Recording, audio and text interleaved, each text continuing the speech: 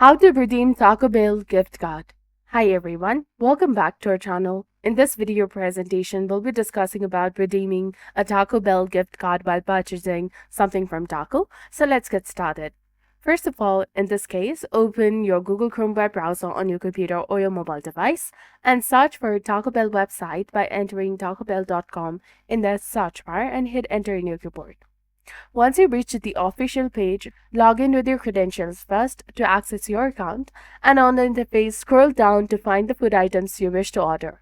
Click on the desired product and add it to the cart, and proceed to the cart to choose the quantity. And after selecting the address and other necessary contact details, click on the checkout to proceed. And here on the order summary, you can see my order of Triple Double Crunch Wrap Big Box, which is of $13.99.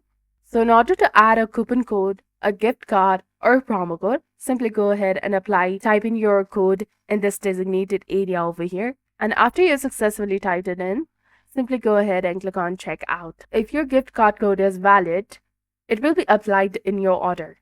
This is how you can redeem your gift card in Taco. If you found this video helpful, please consider liking and subscribing for more helpful tips and tutorials. Thank you for watching. See you in the next one.